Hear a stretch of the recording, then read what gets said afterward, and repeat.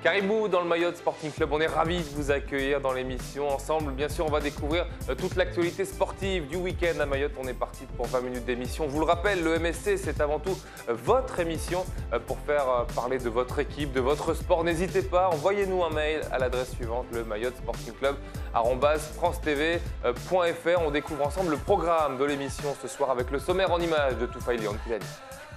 Et au sommaire du MSC ce soir du football, Kido Kaweni ou de Koropa a validé son maintien lors de l'ultime journée de Régional 1.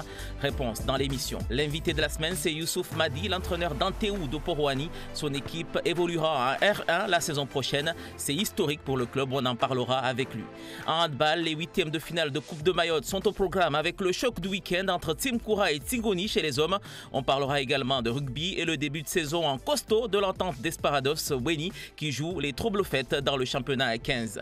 Le focus sur de la semaine, lui, est consacré à l'association des funambiles de Bouyouni, découverte de la pratique dans le MSC. Et puis on terminera avec le premier rassemblement pour la sélection basket des Jeux des îles, les premières impressions des joueurs et coachs dans un instant.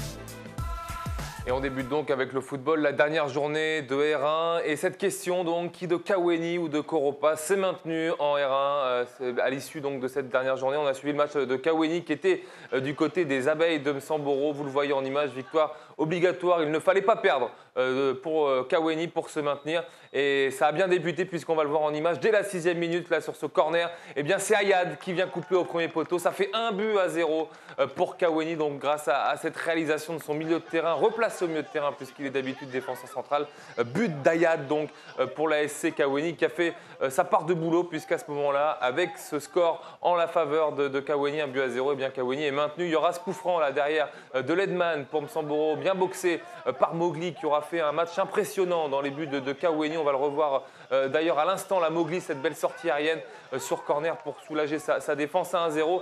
Ce sera le score à la mi-temps en faveur de Kaweni. Et puis également ce chef-d'œuvre qui aurait mérité mieux là de Schneider, ce coup franc excentré du pied gauche qui vient écraser la barre transversale du gardien de Msamboro. Victoire donc importantissime de Kaweni, 1-0 au final. Kaweni se maintient en Régional 1 la saison prochaine. On écoute Samuel, l'attaquant de Kaweni, et Badjo de Msamboro. Ils sont tous les deux au micro d'Hakim Seindou. Je crois que c'est surtout à l'extérieur qu'on arrive à faire des bonnes perfs parce que Magicavo ou encore Rosador la semaine dernière, on se met peut-être beaucoup trop de pression à domicile, mais à chaque fois c'est compliqué. À l'extérieur, ça se passe bien pour nous. Là, il y avait vraiment une grosse motivation. Donc je crois que c'est surtout dans l'état d'esprit qu'on a gagné aujourd'hui, pas trop dans le jeu, mais surtout dans la tête. Ouais, il était temps. Dernière journée, on a mis du suspense jusqu'au bout. On était quand même en gros ballottage favorable, mais la victoire fait du bien. Ouais. Parce que là, on a joué, mais les Kawenniens, ils ont motivé que nous. Et là, voilà le résultat, on a perdu. On a fait tout le même possible qu'on gagne ce match, mais là, ouais, c'est l'objectif de Msamboro de maintenir. On est un peu satisfait aussi, mais malheureusement, le dernier match qu'on a perdu, c'est un peu ce qu'on n'a pas pensé à ça, mais ça a été passé. Allez, on découvre ensemble les autres résultats de cette 24e journée. Pour vous dire donc en tableau que Tchanga a fait match nul sur la pelouse de Sceaux, un but partout. Victoire de Sada à Amjago, 4-3. Victoire également donc de Kaweni, 1-0 à Msamboro. La victoire de Magicavo pour du beurre face à Combani, 2-0. Et puis la grosse victoire de Foudre 2000 face à Jumeaux, 4-3. Il y a également eu la victoire du FCM sur la pelouse de Rosador, 1-0. Au classement, donc, on va découvrir ensemble le tableau final acquis donc sur le terrain. Sapere champion avec 44 points. Son jumeau et l'étonnant promu Tchanga, 39 points à égalité de points avec Foudre 2000 qui revient de loin. Foudre 2000, jumeaux Rosador et l'UCS Sada complètent la deuxième partie de classement et on va le découvrir ensemble dans la seconde. On le rappelle, il y a 4 descentes et du coup, eh bien, les relégables sont le FC Magicavo, la S Sada, le FC Soa, Étincelle, Amjago. On rappelle que ce classement est provisoire car des procédures sont toujours en cours. Et on joue également en football féminin. On va découvrir là là aussi les résultats du week-end. La victoire de Mirereni par forfait face à Neige. La victoire également pour l'USC L'Abattoir de Buzyn contre Amjago. Match nul impressionnant en termes de buts entre Jumelles et le FC de L'Abattoir, 4 partout. Racine du Nord qui bat Chiconi de Buzyn. La victoire de Pamandzi 3-0 contre Foudre 2000. Et puis enfin, la victoire de Sada 1-0 face à Kani Kelly. Tout ça au classement à quelques journées de la fin parce que là, ce n'est pas encore terminé. Il y a des matchs en retard. C'est l'USC L'Abattoir qui est en tête avec 3 points d'avance désormais sur les jumelles de Mzouazia. 38 points, les jumelles de Mzouazia. Les Devils de Plamandzi complètent le podium. Il y aura un duel à distance haletant entre l'Abattoir et Mzouazia pour le titre de champion. Amjago, Sada et Aqua complètent la première partie de tableau. Et puis en bas, on connaît déjà Neige relégué suite à son forfait général. L'Abattoir sera également relégué en R2 la saison prochaine. Et pour être tout à fait complet en football, sachez que le FCM lui connaîtra demain, mardi, son adversaire pour le 7e tour de Coupe de France. C'est d'ailleurs à suivre en direct sur le Facebook de Mayotte, la première, le tirage au sort à partir de 16h30 demain, heure de Mayotte. Nous, on continue à parler de football dans le MSC avec l'invité de la semaine.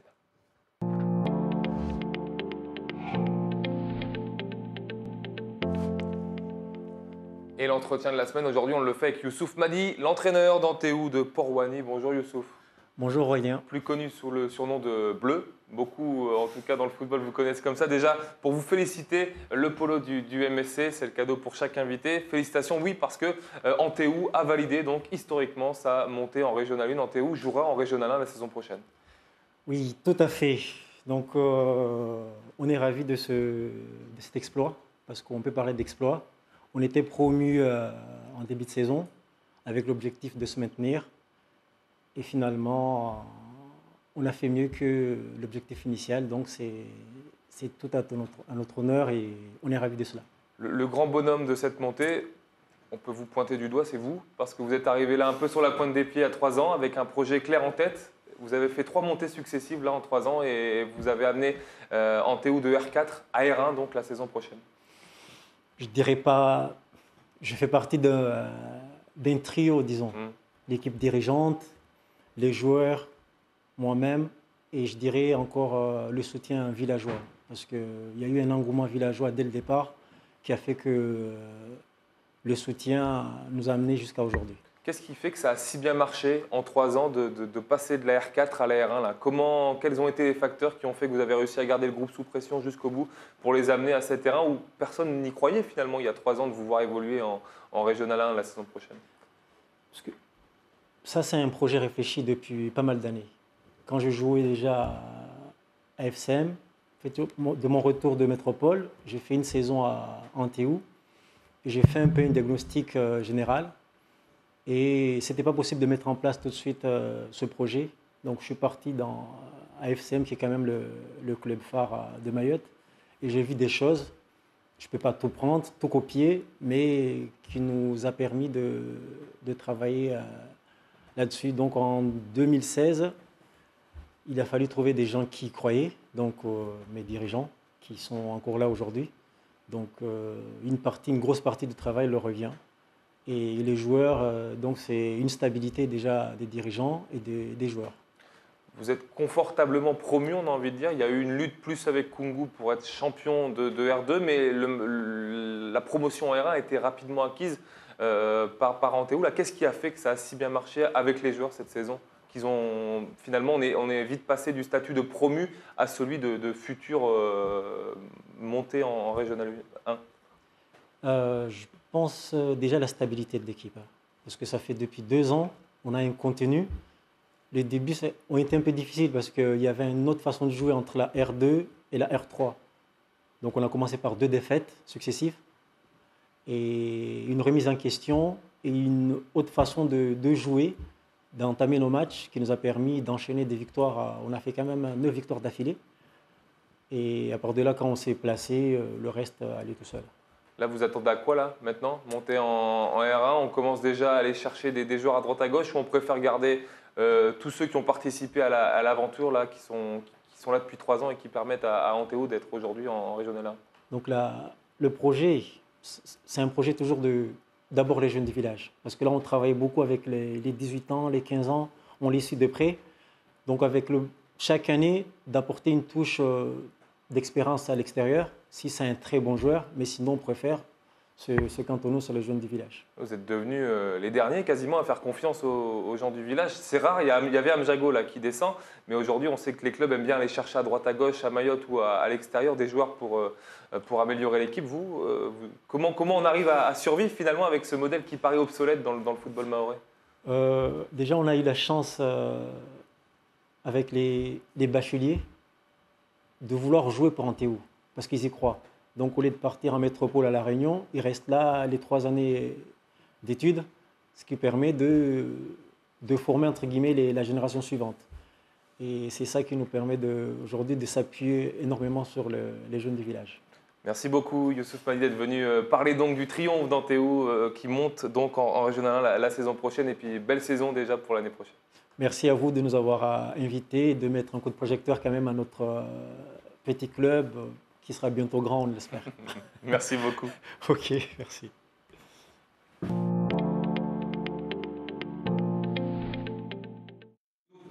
Et nous, on poursuit avec le handball. On jouait les 8e de finale de Coupe de Mayotte ce week-end. Il y avait une affiche qui opposait les derniers vainqueurs, à savoir Tsimkoura et Tsingoni. Ça se passait à Tsimkoura, on le voit en image. Et le chiffre à retenir dans ce match, eh bien, c'est le chiffre 9. C'est l'écart à la fin du match entre les deux équipes. Et c'est Tsimkoura qui l'emporte un peu à la surprise générale au vu du début de saison des deux équipes. Tsimkoura l'emporte 40-31 grâce notamment à ses jeunes. Dinan Daka, du haut de ses 19 ans, termine meilleur buteur du match avec 10 buts. Quant à Razak, lui, Daoulabou, le gardien de but, eh bien, il a fait les arrêts qu'il fallait pour décourager notamment Waro et ses partenaires de revenir dans le match. Tsimkoura a d'ailleurs fait la différence dès l'entame de seconde période, passant d'un 17-16 à un 21-16.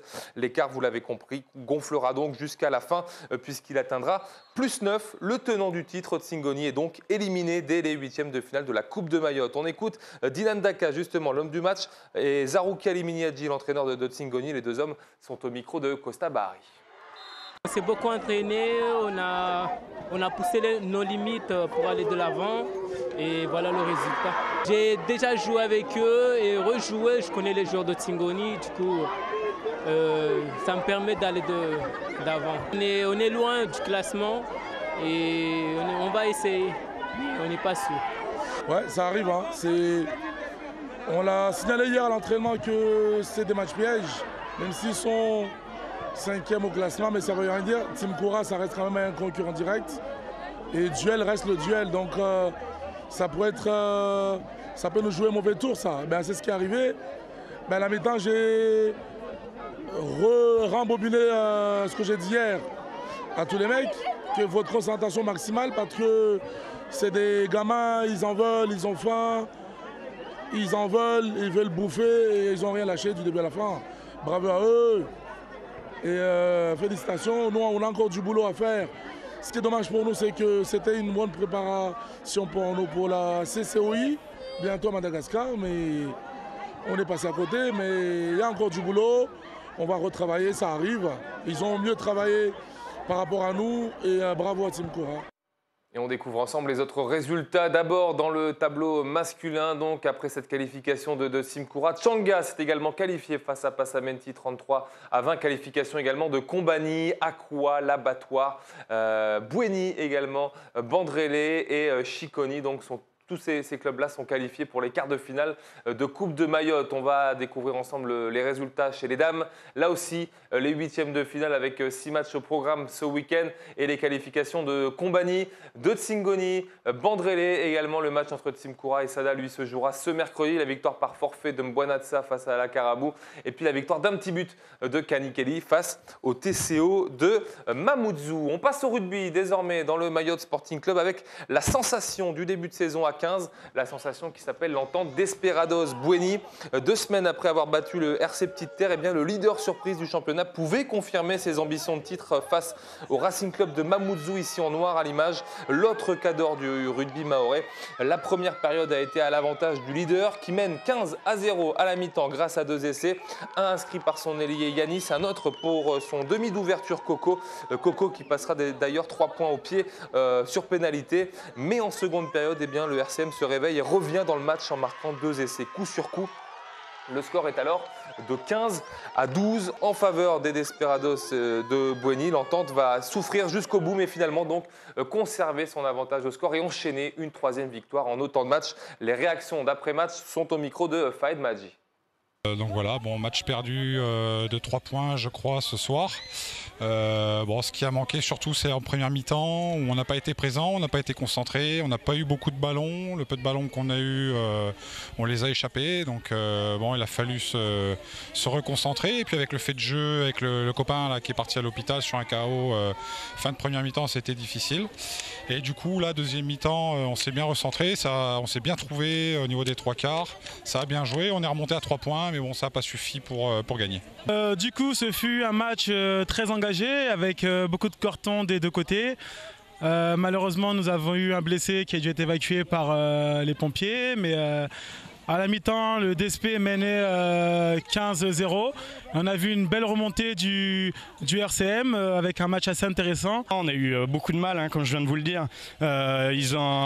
On a complètement déjoué sur la seconde mi-temps avec plein d'erreurs. On a parlé beaucoup à l'arbitre qui a retourné des pénalités, qui fait qu'on a joué beaucoup plus dans notre camp. Et puis l'autre équipe a pris de la confiance et nous a marqué 2 beaux essais. Et du coup, au courage, on a réussi à tenir les 5 dernières minutes. On est très satisfait, mais c'était très compliqué. Et dans l'autre rencontre, sachez que le RCPT lui a surclassé Éclair du Nord sur le score de 44-7. Et dans ce championnat à 4 équipes et bien au classement, c'est donc l'entente Bueni Desperados qui est en tête avec 9 points, talonné par Petite Terre second avec 7 points. Et puis on retrouve RCM 3e avec 2 points et donc Éclair du Nord 4e. Et dernier, direction Bouyouni pour poursuivre le MSC, c'est le focus sur de la semaine. Le village du nord de Mayotte voit de plus en plus de jeunes s'initier au slackline ou encore le funambulisme. On est allé à leur rencontre, c'est le focus sur de la semaine. Il est concocté cette semaine par Issouf Ibn Yamin et Fahed Madji.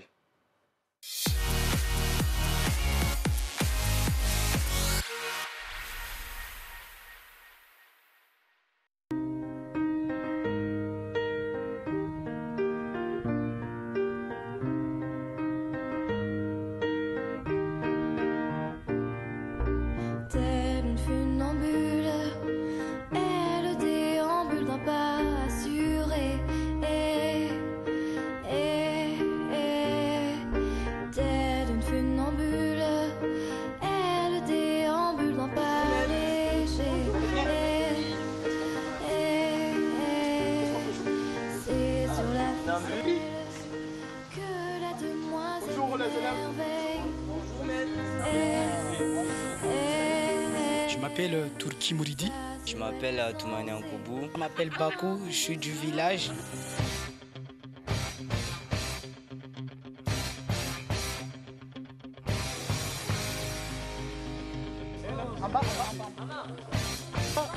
Étape, il faut marcher sur le cordon. En combien de fois on va marcher en 2 fois pour avoir l'équilibre.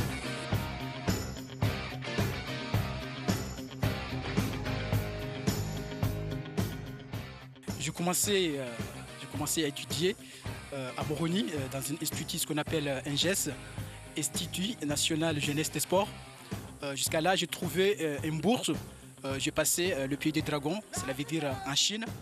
J'étais dans une ville, ce qu'on appelle Shanghai, en Chine, dans une école, ce qu'on appelle Hawaï. Mon maître s'appelle Chan Chan, c'est lui qui va me former en Chine. Aujourd'hui, je suis à Mayotte. Voilà, à Mayotte, je préférais de récupérer les enfants non scolarisés et les enfants dans la rue et les jeunes n'ont plus de fonction, juste de lutter contre la délinquance à Mayotte.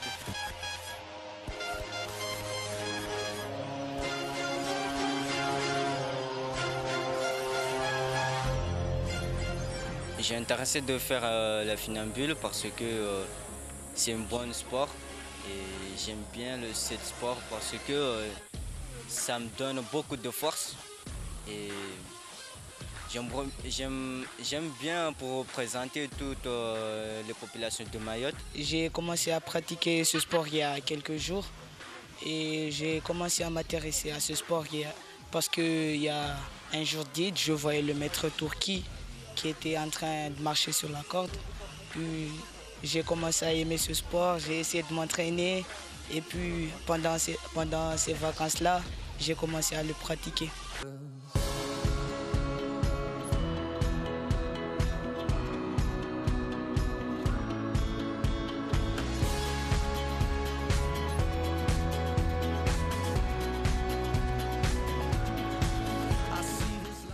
Mon objectif, j'aimerais aussi qu'un jour, les enfants vont représenter notre département de Mayotte, bien sûr, dans une compétition régionale ou internationale, pourquoi pas.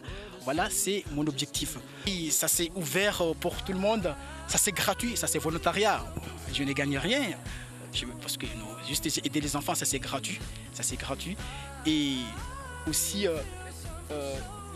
Je veux le progrès de Mayotte pour que soit Mayotte à développer dans un spectacle, sport et la nouvelle activité. Voilà, c'est mon rêve pour développer Mayotte sur les nouvelles activités, surtout le funambule et le cirque, voilà, tout ça.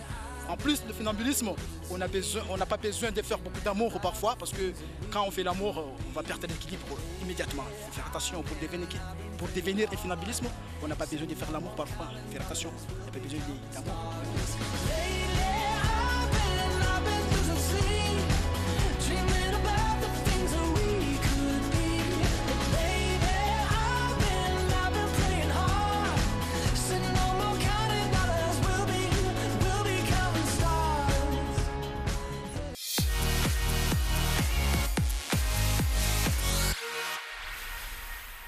En basket, pas de match ce week-end, mais un rassemblement pour la sélection pour les Jeux des Îles. Après un premier rendez-vous mercredi, eh bien, les joueurs présélectionnés jouaient eux un match de préparation face à une sélection composée d'autres joueurs de Mayotte. L'occasion notamment d'effectuer les premiers réglages, travailler également les premiers systèmes avec une première liste donc de 12 joueurs. En face, ils affrontaient des joueurs qui peuvent également prétendre à intégrer la liste définitive pour participer aux Jeux des Îles à Maurice en juillet prochain. Il y aura un autre rendez-vous en 2019 pour la sélection. Ce sera un stage de préparation prévu février prochain à Gravelines dans le nord de la France métropolitaine. Au programme notamment des matchs face à des équipes de N1 ou de N2. Les premières impressions des joueurs Thomas et Rifki et du sélectionneur Faïs Subret, on les écoute au micro d'Issouf Ibni Amin. Le match de ce soir, c'était l'occasion de se rassembler, là, l'équipe de la sélection de Mayotte pour commencer à préparer nos systèmes défensivement, offensivement. Donc c'était surtout un match pour se mettre en jambes. Les consignes du coach, c'était vraiment de travailler la défense, de travailler la contre-attaque, ce qu'on a vu aussi mercredi. Et je pense qu'on l'a bien fait ce soir. On a mis de l'intensité pendant tout le match. C'est ce que le coach attendait. Puis voilà, après là on est au tout début de la préparation. Donc comme toute préparation, on est des joueurs qui ne jouent pas forcément tous en club. Donc on apprend à se connaître. Et au fur et à mesure, il y a un effectif qui va se dégager. Donc c'est aussi ces rassemblements faits pour que les joueurs puissent s'exprimer. C'est un premier aperçu. C'est déjà qu'on joue ensemble, qu'on se connaisse parce qu'on ne vient pas de même club. On est issus de clubs différents. Donc c'est pouvoir jouer ensemble et avoir des automatismes.